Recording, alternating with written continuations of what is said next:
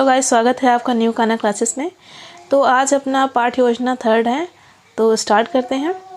दिनांक डालेंगे आप यहाँ पर, फिर कक्षा 6 है अपना, विषय गणित, उपविषय रेखा गणित, प्रकरण कोड है और चक्र सेकंड है और अवधि 35 मिनट। ये चीज़ सेम रहती है, बस यहाँ उपविषय और प्रकरण चेंज होता रहता है, ठीक है। अब विद्यालय का नाम, जो भी आपके विद्यालय का नाम हो, छात्राध्यापिका, जो भी आपका छात्राध्यापिका का नाम हो। अब आगे सामान्य उद्देश्य, विद्यार्थियों को गणित विषय के उपविषय रेखा गणित का अध्ययन कराना। जिस चीज़ के अंदर से कोड रेखा गणित के अंतर्गत आता है, तो वही चीज़ आप यहाँ पर लिखेंगे। विद्यार्थियों में गणित विषय के प्रति रुचि उत्पन्न करना, विद्यार्थियों में तार्किक एवं मानसिक शक्ति का विकास करना, विद्यार्थियों में तार्किक दृष्टिकोण उत्पन्न करना। चलिए आगे बढ़ते हैं।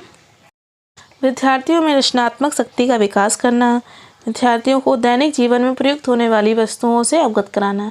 ये चीज़ सेम ही रहती है सामान्य उद्देश्य में, बस विशिष्ट उद्देश्य थोड़ा बहुत चेंज होता है। विद्यार्थियों को गणित विषय के उपविषय रेखा गणित के बारे में अध्ययन कराना, विद्यार्थियों को प्रकरण कोड के बारे में अध्ययन कराना, विद्यार्थियों को कोड के प्रकार के बारे में अध्ययन कराना। आप इसमें दो चीज़ बता रहे हैं, एक तो कोड के बारे में बताएंगे और कोड के प्रकार के बारे में बताएंगे। अब आते हैं पूर्व ज्ञान में। छात्र छात्राएं विषय गणित के बारे में सामान्य जानकारी रखती हैं, ठीक। अब प्रयुक्त सामग्री, चौक, डस्टर, लपेट स्यापर, चार्ट, पॉइंटर, अन्य सहायक सामग्री जो भी आप यहाँ पर यूज कर रहे हैं। अब आते हैं प्रस्तावना पृष्ठ में।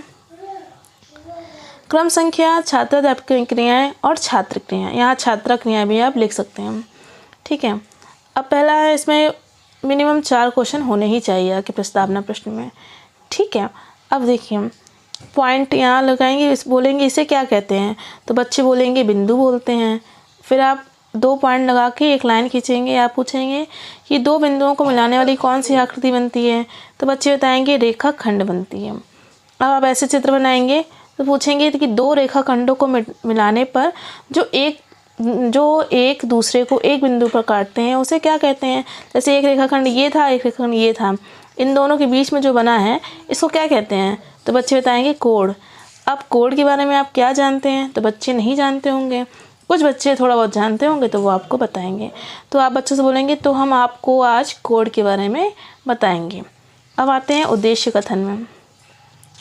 आज हम सभी छात्र छात्राओं को गणित विषय के उपविषय रेखा गणित के अंतर्गत प्रकरण कोड के बारे में अध्ययन कराएंगे। चले आगे चलते हैं। अब ये आता है अपना मोस्ट इम्पॉर्टेंट प्रस्तुतिकरण फर्स्ट। जो भी आप वहाँ पर प्रस्तुत करेंगे, जो भी आप ब्लैक बोर्ड में प्रस्तुत करेंगे, वो आप एक ब्लैक चार्ट पेपर में सिल्वर पेन से आप ऐसे करके लिख सकते हैं। जो भी आप ब्लैक बोर्ड में लिखेंगे वो चीज़ यहाँ पर लिखी होनी चाहिए, ठीक है। अब देखिए पहला पॉइंट, वही आपके जो बिंदु रहते हैं, क्रम संख्या, शिक्षण बिंदु, छात्राध्यापक क्रियाएँ, छात्र क्रियाएँ और श्यामपट्ट कार्य। पहला डालेंगे आप कोड। जब 2 किरणें एक दूसरे से किसी एक बिंदु पर मिलती हैं तो उनके बीच का झुकाव कोण कहलाता है। तो बच्चे क्या कर रहे होंगे, बच्चे ध्यानपूर्वक सुन रहे होंगे। कोण का शीर्ष बिंदु, जहाँ पर दोनों किरणें मिलती हैं वह बिंदु कोण का शीर्ष बिंदु कहलाता है। तो यहाँ पर शीर्ष बिंदु आप दिखा देंगे कि ये शीर्ष बिंदु है। कोण की भुजाएं, जिन रेखाओं से कोण बनते हैं वे कोण की भुजाएं कहलाती हैं। जैसे ये QO रेखा और OP रेखा, ये क्या है, रेखाखंड है, रेखाएं हैं, ठीक है। अब उदाहरण बता दिया कि ये P रेखा और ये Q रेखा। कोण का प्रदर्शन, कोण के शीर्ष को सदैव बीच में रखते हैं। कोण का जो शीर्ष है सदैव इसको बीच में रखेंगे, जैसे कोण POQ। अब आते हैं 5 नंबर पे, कोण का मात्रक। कोण का मात्रक अंश होता है, जैसे 60 डिग्री, 180 डिग्री, ETC आगे। अब आते हैं बोधात्मक प्रश्न में। क्रम संख्या, छात्राध्यापक क्रियाएँ, छात्र क्रियाएँ। इसमें 2 ही क्वेश्चन मिनिमम सही हैं, ठीक है, रख सकते हैं 2 क्वेश्चन। जब 2 किरणें एक दूसरे से किसी एक बिंदु पर मिलती हैं तो उनके बीच का जो झुकाव होता है क्या कहलाता है। बच्चों को बोधात्मक मतलब उन्होंने आपने कितना सिखा पाया उनको, ये जानने के लिए ये प्रश्न लगाए जाते हैं। तो बच्चे बोलेंगे मैम कोण कहते हैं। 2 किरणों के मिलान बिंदु को क्या कहते हैं, तो बच्चे बोलेंगे शीर्ष बिंदु, क्योंकि वो पढ़ चुके हैं इसलिए वो आंसर बता देंगे। अब आते हैं विकासात्मक प्रश्न में। क्रम संख्या, छात्राध्यापक क्रियाएँ, छात्र क्रियाएँ। 2 क्वेश्चन इसमें भी। जिन कोणों से कोण बनते हैं वे क्या कहलाती हैं, कोण की भुजाएं कहलाती हैं। कोण कितने प्रकार के होते हैं, ये आपके लिए समस्यात्मक प्रश्न, क्योंकि आपने ये नहीं पढ़ाया है। अब आगे आते हैं कोड के प्रकार की प्रस्तुतिकरण में। ये कोड के प्रकार के प्रस्तुतिकरण, अगर आप चाहें तो केवल कोड तक ही अपना प्रकरण रख सकते हैं और आगे आप दूसरा प्रकरण में कोड के प्रकार भी समझा सकते हैं। ठीक है, तो आपके लिए इजीली थोड़ा शॉर्ट हो जाएगा। तो आते हैं प्रस्तुतिकरण सेकेंड में, वही सेम चीज़, क्रम संख्या, शिक्षण बिंदु, छात्र अध्यापक क्रियाएँ, छात्र क्रिया और श्यामपट्ट कार्य। तो पहला कोड के प्रकार। अब कोड के प्रकार के बारे में बताएं कि कोड 5 प्रकार के होते हैं, न्यून कोड, सम कोड, अधिक कोड, ऋजु कोड, बृहत कोड।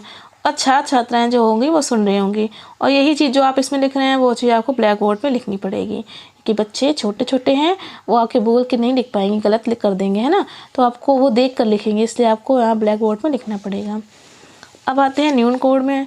जिस कोड की माप 0 डिग्री से अधिक हो व 90 डिग्री से कम हो वो न्यून कोड कहलाता है।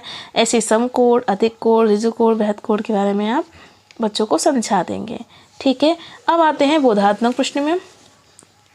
क्रम संख्या, छात्र अध्यापक क्रियाएँ, छात्र क्रियाएँ।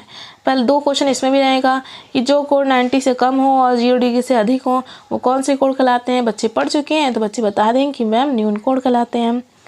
90 डिग्री का कोड कौन सा कोड कहलाता है, तो बच्चे बता देंगे सम कोड कहलाता है। अब आते हैं विकासात्मक प्रश्न में।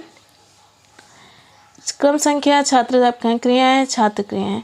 कोड कितने प्रकार के होते हैं? 5 प्रकार के होते हैं। बच्चे बता देंगे क्योंकि बच्चों ने पढ़ लिया, आपने उनको पढ़ा दिया है अच्छे से। जिस कोड की माप 180 से अधिक 360 से कम हो वो कोड कौन सा कहलाता है, तो वो बृहत कोड कहलाता है। अब आती है बारी उनके गृह कार्य की। सॉरी, मूल्यांकन प्रश्न तो किया ही नहीं इसने। अब आते हैं मूल्यांकन, बच्चों ने कितना सीखा। तो पहला क्वेश्चन निम्नांकित, आप ये ब्लैक बोर्ड में बनाएंगे, पूछेंगे ये क्या है, तो इस कोड का नाम बताओ, तो बच्चे बताएंगे BAC या CAB। कोड का मात्रक क्या होता है? अंश होता है। ऋजु कोड किसे कहते हैं? 180 डिग्री कोड को ऋजु कोड कहते हैं। कोड कितने प्रकार के होते हैं? 5 प्रकार के होते हैं।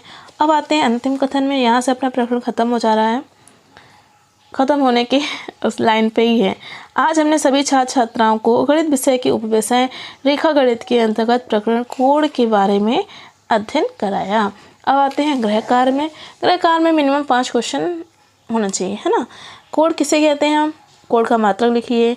ऐसे क्वेश्चन दें जिससे बच्चे ईजिली कर सकें। कोड कितने प्रकार के होते हैं? कोड के प्रकारों का विस्तार सहित वर्णन कीजिए। निम्नलिखित कोडों की रचना कीजिए और कोड की भुजाएं किसे कहते हैं। So thank you guys. अगर आपको वीडियो अच्छा लगा हो तो वीडियो को लाइक, चैनल को सब्सक्राइब करना ज़रूर करना बिल्कुल ना भूलें, है ना। चैनल को सब्सक्राइब करना बिल्कुल ना भूलें। आपको ऐसे ही बहुत यूज़फुल वीडियो मिलेंगे। और अगर कोई भी इसमें गलती हो या आपको कुछ पूछना हो तो प्लीज़ कमेंट बॉक्स में बताइएगा, और मैं अपनी गलतियों का सुधार करने की पूरी कोशिश करूँगी। और आपके आने वाले भविष्य के लिए बहुत बहुत शुभकामनाएँ। Thank you guys, bye bye.